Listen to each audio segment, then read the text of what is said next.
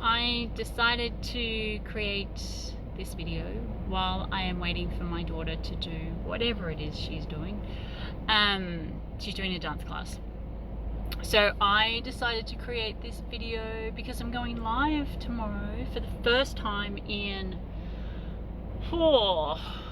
maybe 8 years. If live has even been going on that long. Whenever live first started, I did lives, but I only did a few. I didn't do that many back then. And I really wanted to share that I have apprehension. I have apprehension because I have this theme running, which is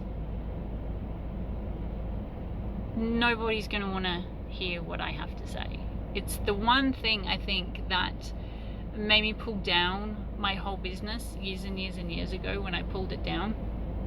And it's the one thing that has stopped me from creating videos, from creating content. And I am going to start working on that. I'm not sure whether I want to start working on it right now, but I am going to start working on it. But it comes from, I think it just comes from life. It comes from me not feeling as if I am worthy of being heard, mainly because I haven't really been heard. Not intentionally, not because people intentionally decided not to hear me. There's all these unintentional little mini traumas that we go through throughout our life, whether it's in a classroom and my hand's up to ask a question, but it gets ignored, and someone else gets to ask a question, and then a school bell rings. I'm just making that as an example. I can't say whether that actually happened or not. Maybe it did. Maybe that's where this has come from, because that's what popped into my head. And I say to my daughter frequently, because obviously she comes up against these little mini fears, these little mini thoughts, and she'll say, but I'm scared. And I say to her, well, that's okay. You are allowed to feel scared of what you're about to do, but does that mean you have to stop doing it? And most of the time she'll say, no, it doesn't mean I have to stop doing it. And I am trying to teach her that even though you feel scared, even though you feel triggered, or even though something is happening that you don't want to happen, then, sorry, that was just some random person that I met 2 weeks ago on the street, just drove past. I'm not even near home. It's not even like I was at home and it was a neighbor. It was just a random person that I met, and they just happened to drive past. Yeah, so I am teaching her that even though she might feel scared, that does not mean, or that is not a good reason to stop doing something, or that is not a good reason to not do something either.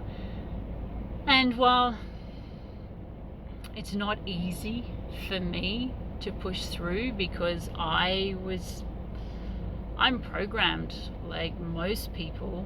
If you feel a fear, stop doing it. If you hear a voice that says don't do it, then don't do it. If you feel like nobody's going to watch you, then don't do it. Why would you put yourself out there? That's the family I'm in. Why would you put yourself out there for that? If you know no one's going to watch, why would you put yourself through that? But it's also, I've had this belief for years. It never triggered me as much as it does now, because back when I used to do video, the voice was there, but it wasn't as loud, and it wasn't definitely not as active as it is now. And so I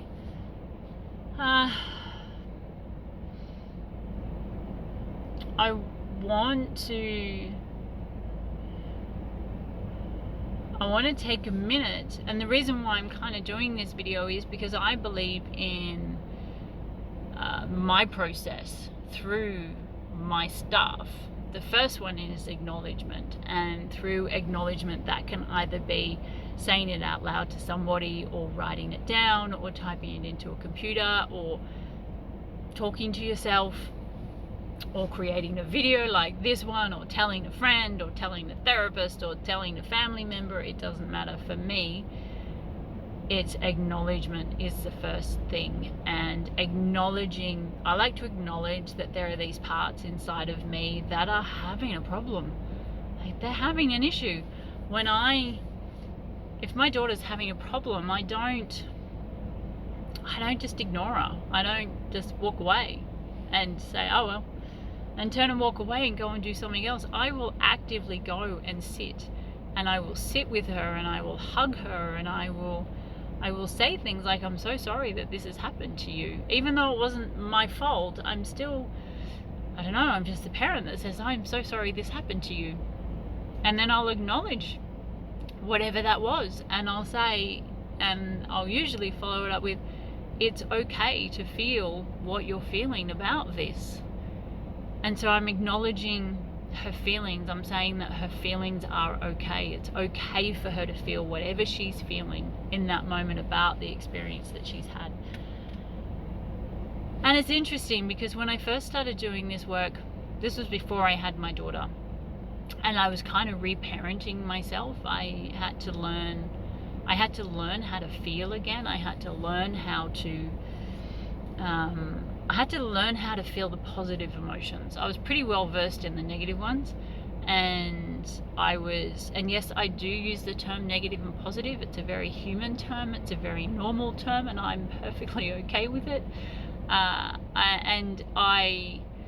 There was also an element of me that was really numb. I was numb basically from the neck down. I really couldn't feel anything other than either anger, sad, afraid, resentful, bit of hate in there as well. And then I spent time with me. I spent time with myself, and I taught myself how to feel the other emotions. And then once I did that, I then shut it all down, and I then decided to I guess in some ways go unconscious again. I kind of switched everything off. I switched off who I was becoming. I switched off who I was turning into, because it took me too far out of the box that I had been trying to shove myself in for approval from my family and friends, and to keep my family and friends at the time. It was really hard to keep going on the pathway of who I wanted to be when it was so far out of the box. And this was a long time ago. And now here I am with my daughter, and I do not want her to feel like she has to be shoved back down into a box. I want her to feel safe enough to be who she is, and the only way I can do that is to acknowledge who she is to acknowledge it and accept it and allow it and then love it. And that was a process I taught myself over the years before I had her, which was acknowledging these parts of me existed, allowing them to be there. I went through this phase of having to release everything and let go of everything, and there was this craze of having to get rid of all your negative thoughts and get rid of all your negative feelings and get rid of it all. And I remember this was me being outside the box, looking at these people that were trying to get rid of their stuff, and I'm like, but why are you, it doesn't go anywhere. I'm pretty sure I tried for a long time and then realized this stuff is not going anywhere. It's part of who I am. It's part of me. And so now I acknowledge it. I acknowledge any part that is triggered or going through some kind of reaction, I then accept it. I accept it as part of who I am. I allow it to be there. I don't try to get rid of it. I don't try to squash it. I don't try to change it.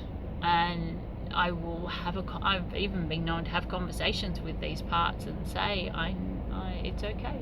It's okay. You are allowed to feel whatever you are feeling inside my body. It's okay to feel this way. And then I love it. And usually the love is a bit of a shock, because then these parts turn around and go, you love me? How could you love me when I've been doing this to you? And then my response to that is usually, but you've been protecting me. Whatever you're doing has been protecting me. You haven't done it out of resentment. You haven't done it out of hate. You haven't done it out of spite. It's a protection mechanism. Why would I not appreciate that? Why would I not love you for that? Just because it hasn't exactly gone to plan doesn't mean that it wasn't done out of love. And so now that's kind of what I'm doing with this, is there's a protection mechanism in me that's kicking in really, really strongly with the idea of not only going live tomorrow, but then going live every day for the next 30 days, which is what I said I was going to do on my challenge. And it's triggering, this protection part is being triggered because it doesn't want me to be heard. It doesn't want me to go through the 30 days and then not have anyone watch the videos, or have people attack me on the videos, or have my family members see the videos and then get aggressive, or it doesn't matter what the story or the experience might be. There is a part that is trying to protect me and stop me, and at this point I would usually stop. And so I'm switching things up, and I'm changing things, and I'm looking at that part going, it's okay. You're allowed to try and stop me. You're allowed to share these stories with me. You're allowed to protect me. And then acknowledge the fact that it's protecting me, and accept that there is a part inside of me that is really strongly towards protection.